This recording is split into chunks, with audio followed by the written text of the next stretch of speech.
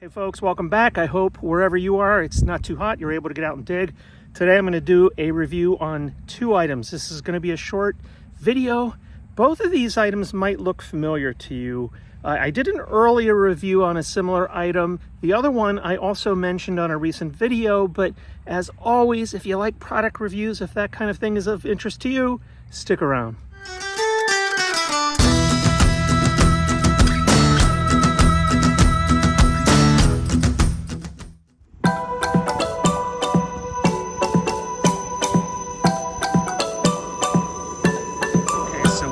Our WS6 master unit, right? If you're not familiar with this, again, check out my earlier video, but this is an affordable solution. It works really well, especially if you're interested in the performance of a DS2, but you're not interested in any water hunting.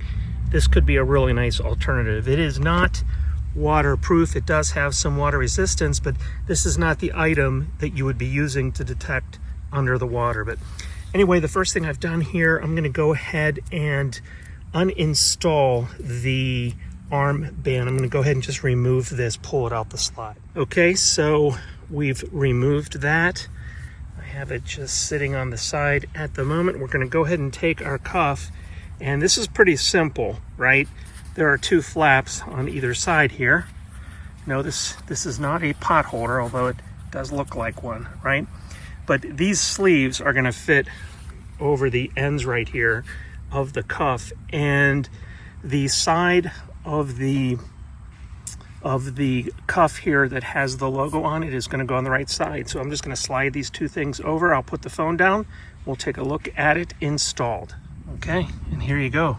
Honestly, the most difficult thing is threading the Velcro strap back through, the slots, but that has nothing to do with the arm cuff.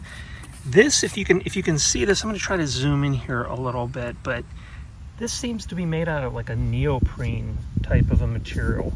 So, it's not so thick that I've used this when it was raining, and it doesn't get like wet like a sponge, but very comfortable and very durable, right? Chris's wife, I believe, sews these by hand. They're very well made. Well, I'm happy to use this on my machine, and you can see it does fit the WS6 Master shaft. It is slightly different in size than the one that fits my DS2 control units. So both of these will be going with me to England here next week, and not only will they add some comfort, but they'll help me identify my machine, and I'm sure you'll see these in that video. So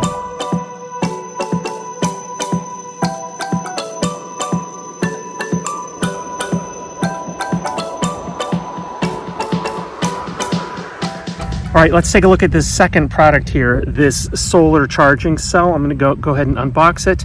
We'll go ahead and show this to you, and I'll tell you why I chose this particular unit.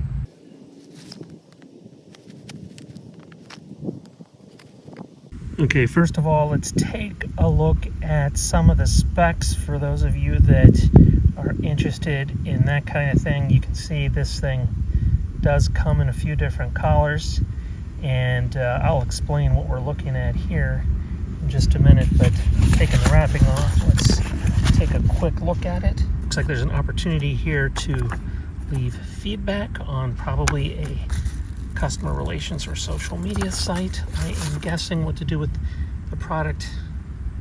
If there's an issue, you can see I did order this on Amazon. I will put the price and everything up here as well. Welcome guide. Okay, just take a quick glance at what this covers, how to charge it.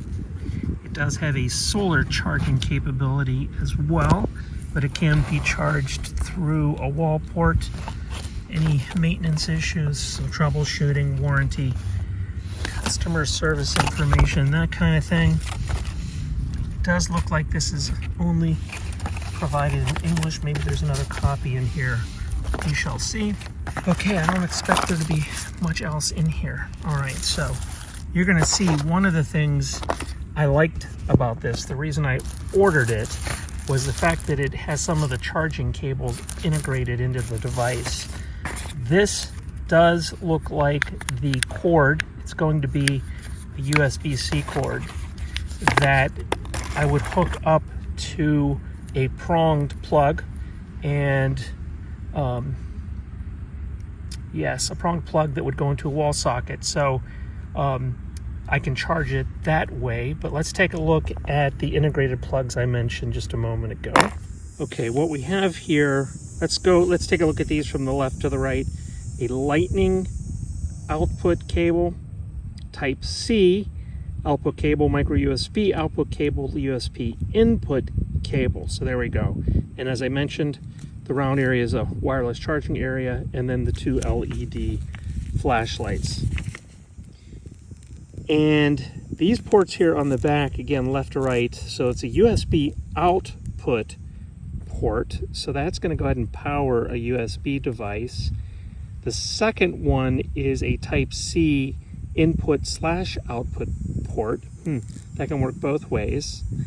And let's see, this third one here is a lightning input port. Again, that's going to work from an iPhone. All right, so let me just tell you a little bit about what I'm looking at right here. So this does talk about what the maximum charge capability is.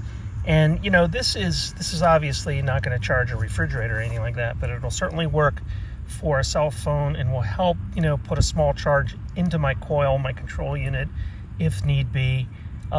It does note that if indeed you are using the solar capability, the solar panel right there, that is not a fast charge. I believe to get a full charge, I think it says 88 hours. So indeed you're going to want to charge this primarily via the plug I mentioned, via the wall, this wall solution that I'm pointing at right there.